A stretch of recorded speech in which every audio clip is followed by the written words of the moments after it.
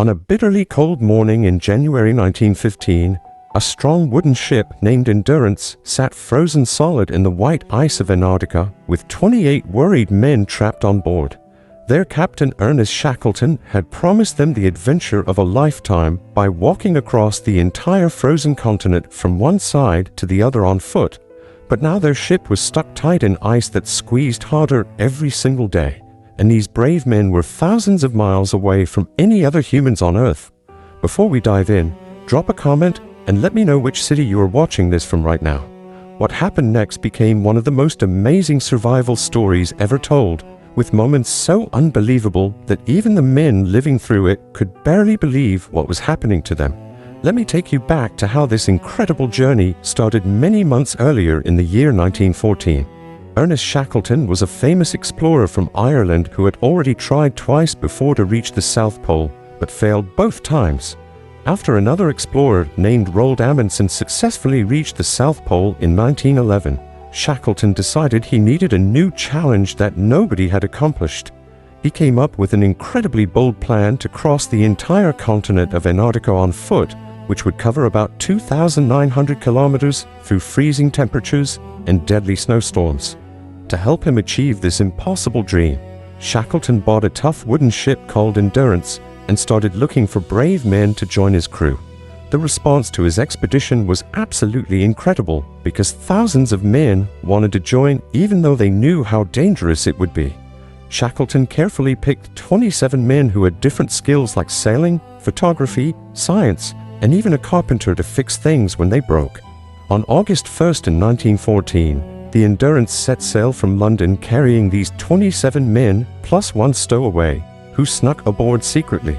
This young stowaway was named Perce Blackborough, and he desperately wanted to go on the adventure even though Shackleton had already said no to him. When they finally discovered Blackborough hiding on the ship weeks later, Shackleton was angry but decided to let him stay and work as a steward.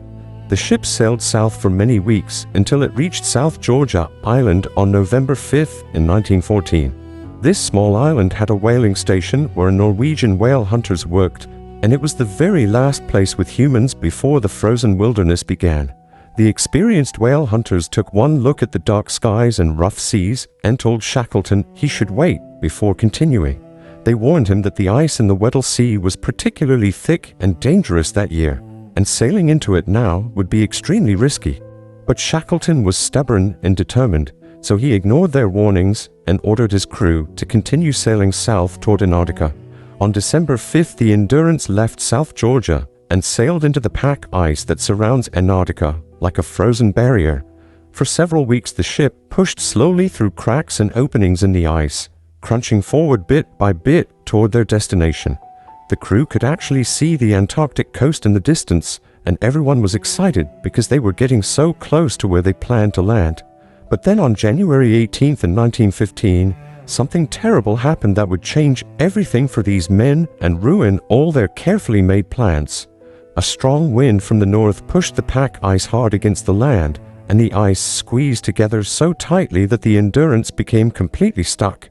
The ship could not move forward or backward even one single inch no matter how hard the engines pushed. Some crew members spotted a crack in the ice about 50 meters away that looked like it might be their escape route. For 3 whole hours the engines ran at maximum power trying to reach that crack, but the ship stayed frozen in place like it was glued there.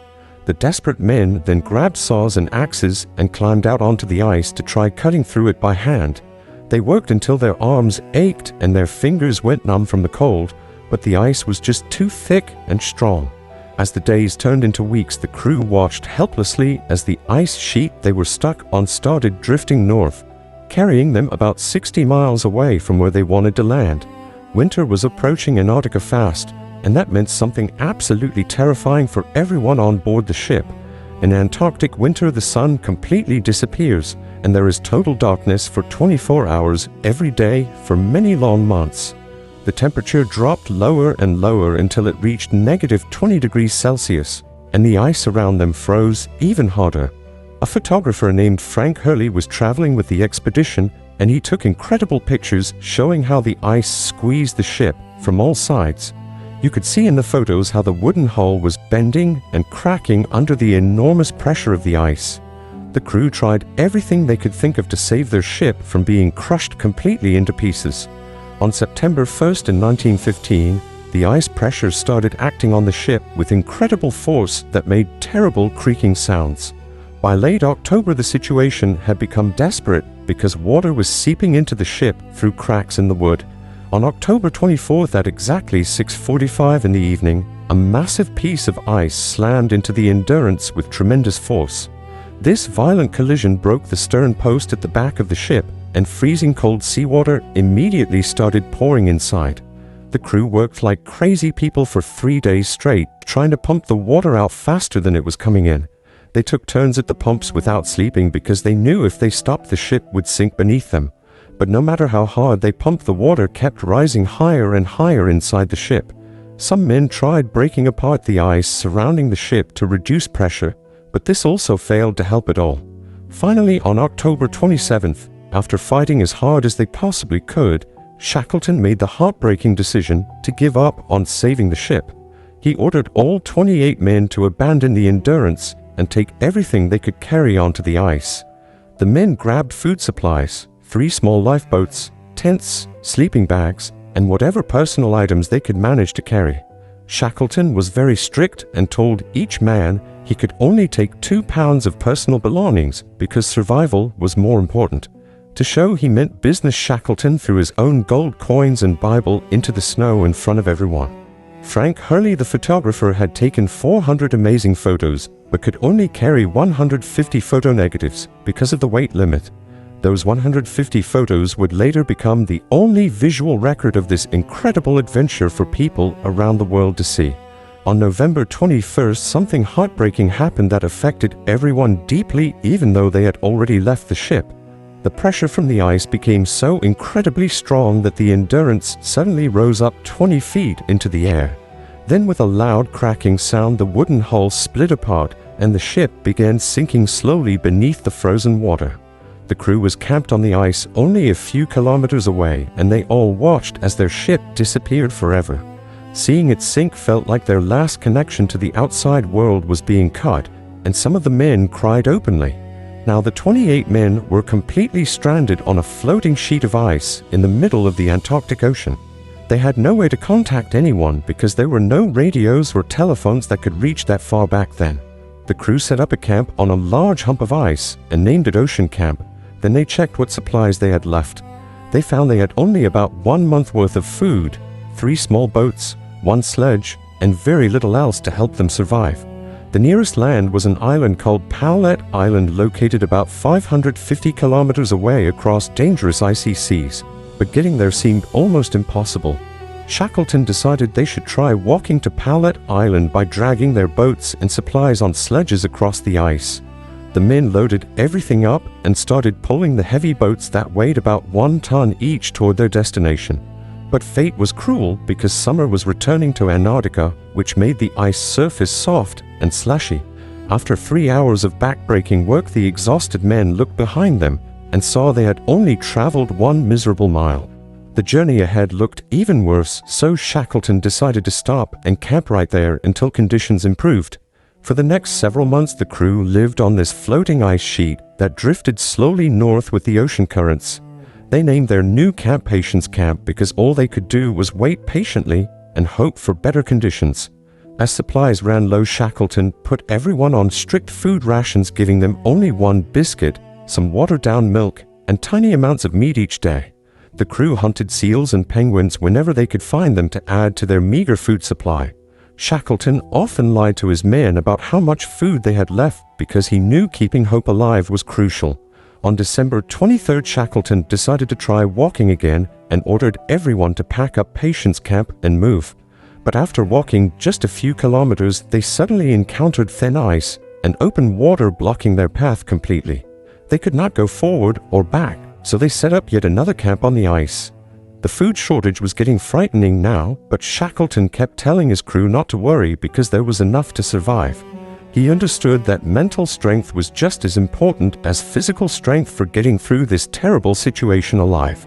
Months passed slowly as the ice sheet drifted in different directions, carrying the desperate men along with it.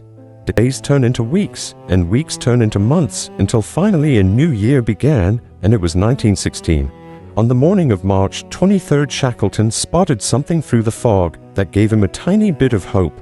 As the fog cleared away, they could see mountains rising in the distance, which Shackleton recognized as Joinville Island.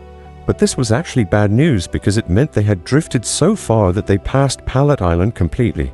Looking at his map carefully, Shackleton realized if they kept drifting north, there were only 2 more islands before endless open ocean. Those islands were Clarence Island and Elephant Island, and after that was the Drake Passage, which is the most dangerous water in the world. The Drake Passage has waves that can reach 12 meters high, and more than 20,000 sailors have died there over the centuries. Shackleton knew if they drifted into the Drake Passage on their small ice sheet, they would all certainly die. Meanwhile, the ice sheet they were living on was getting smaller every day as pieces broke off and melted away. By early April, the ice was only 50 meters long, which made it dangerously unstable for 28 men to camp on. On April 9th, the ice started breaking apart beneath them with loud cracking sounds that terrified everyone on it. Shackleton quickly ordered all the men to get into the 3 boats and start rowing away before they fell into the freezing water. They rowed desperately through chunks of ice and around massive icebergs for 7 exhausting days, fighting huge waves and bitter cold. On April 15th in 1916, after 497 days of living on ice and water, the 3 boats finally reached Elephant Island. The men jumped out onto the rocky beach and could barely believe their feet were touching solid ground again. Some of them were so happy they laughed and cried at the same time because it felt like a miracle. But their joy did not last long, because they quickly realized Elephant Island was completely uninhabited with no people or rescue supplies. The island was in such a remote location that no ships ever passed by there, so being rescued by accident was basically impossible. Shackleton studied his map and saw 3 possible options for getting help from somewhere with people living there. He could sail to Cape Horn, the Falkland Islands, or South Georgia Island, which were all hundreds of kilometers away across dangerous seas. Shackleton chose South Georgia, even though it was farthest away at 1,300 kilometers, because the winds and currents would help them. The crew was so exhausted that bringing everyone was impossible, so Shackleton decided to take just 5 men in one boat. The other 22 men would stay on Elephant Island and wait for rescue, which could take many months or might never come. On April 24th, Shackleton and 5 carefully chosen men climbed into the strongest boat, called the James Caird, and set off. The carpenter Harry McNish had strengthened the boat by adding a makeshift deck made from wood and canvas sealed with paint and seal blood. The 6 men who went were Shackleton, Captain Frank Worsley, Tom Crean, McNish himself, Timothy McCarthy, and John Vincent, who was quite strong. The 22 men left behind on Elephant Island waved goodbye, knowing their lives depended completely on whether these 6 men could cross the deadliest ocean on Earth. The voyage in the James Caird was absolutely brutal from the very first day they left Elephant Island behind them. The tiny boat was only 22 feet long, and it had to cross 1,300 kilometers of the wildest ocean anywhere. Massive waves taller than houses crashed over the boat, constantly soaking everyone in freezing water that never dried.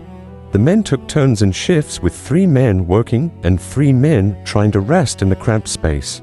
But rest was almost impossible because they were always wet, cold, hungry, and being tossed around violently by the waves.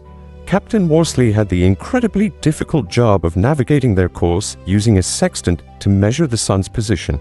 But the sun only appeared for a few hours each day because Antarctic winter was beginning with mostly darkness. Worsley managed to take only 4 sun sightings during the entire 17-day journey, and the rest was just guessing their direction. Ice built up on the boat deck 15 inches deep, threatening to flip them over, so the men had to chip it away constantly.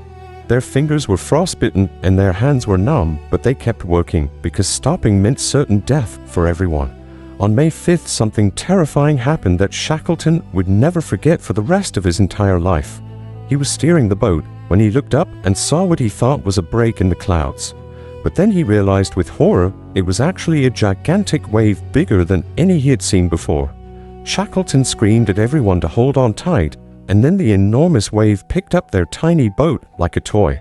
The boat was flung forward through the foaming white water and somehow miraculously did not flip over and sink them all. After 14 days at sea, they finally spotted the mountains of South Georgia through a break in the clouds. Everyone felt incredible relief and joy because they thought their suffering was almost over at last. But then a terrible hurricane storm hit them just as they were approaching the coast of the island. For 2 more days, the 6 exhausted men fought against the storm, trying desperately not to be smashed against the rocky cliffs. Finally, on May 10th, they managed to land in a bay called King Haakon Bay on the south side of the island. But landing on South Georgia did not solve their problems because the whaling stations were on the opposite side. They had 2 choices, which were sailing 130 miles around the island or walking 29 miles straight across it. The boat was too damaged to sail anymore, but walking across was considered impossible because nobody had ever done it successfully. The interior of South Georgia had unmapped mountains and glaciers that were extremely dangerous to cross without proper equipment or maps. Shackleton looked at his 2 companions, Worsley and Crean, and they decided to attempt the impossible mountain crossing together. After resting for 9 days and eating plenty of seals and birds to regain strength, the 3 men set out. They had no sleeping bags, no tent, no proper climbing gear, and no map to guide them through the mountains. On May 19th at 3 in the morning, they started climbing, and they would walk for 36 hours straight without stopping. They climbed mountain after mountain looking for a way through, but kept finding dead ends with steep cliffs or deep gorges. Several times they had to turn back and try a completely different route, which wasted precious time and energy. At one point they stared down at a steep, dangerous slope and realized they could not go back anymore. The 3 men tied themselves together with rope and started cutting steps into the mountainside to climb down carefully. After hours of dangerous climbing, they finally spotted the Stromness whaling station in the valley far below them. On May 20th at around 3 in the afternoon, Shackleton, Worsley, and Crean walked into the whaling station looking like wild men. Their beards were long and tangled, their faces were black with dirt, and their clothes were torn to shreds completely. The Norwegian whalers could not believe their eyes when they realized this was Ernest Shackleton, who everyone thought had died long ago. The factory manager immediately gave them food, clean clothes, and comfortable beds to sleep in after their incredible journey. The next day a boat was sent to pick up the 3 men left behind on the other side of the island. But Shackleton's mind was completely focused on the 22 men still stranded on Elephant Island waiting and hoping for rescue. Shackleton immediately started trying to reach Elephant Island, but the pack ice blocked every attempt he made with different ships. On May 23rd, he tried with a ship called Southern Sky, but ice stopped him 100 miles away. On June 10th, he tried again with a different ship, but again the ice was too thick to get through. On July 12th, he made a 3rd attempt, but once more failed to reach the island because of ice. Each time he failed, Shackleton grew more worried that his men might be dying or losing hope completely. Meanwhile, on Elephant Island, the 22 men were struggling to survive under the leadership of Frank Wild, who Shackleton left in charge. They had built a shelter by turning the 2 remaining boats upside down and placing them on low stone walls. Inside this crude hut, they lived crowded together for over 4 months, hunting penguins and seals for food. The hut became black with blubber smoke and the floor was covered with mud and waste, but it kept them alive. Every single morning Frank Wild would say the same thing to keep spirits up, which was "Pack your bags, boys, because the boss might come today." Days turn into weeks, and weeks turn into months, but Shackleton did not come back like Wild kept promising. Some men started believing that the James Caird had sunk and Shackleton was dead in the ocean somewhere. Food was running low, and one man named Perce Blackborough developed a terrible infection in his foot called gangrene. The men had to perform surgery and cut off some of his toes to save his life from the spreading infection. By late August, they were preparing to leave the island themselves because they could not wait any longer for rescue. But then on August 30th in 1916, someone spotted a ship approaching through the fog coming toward Elephant Island. At first, nobody could believe it was real because they had been disappointed so many times before in the past.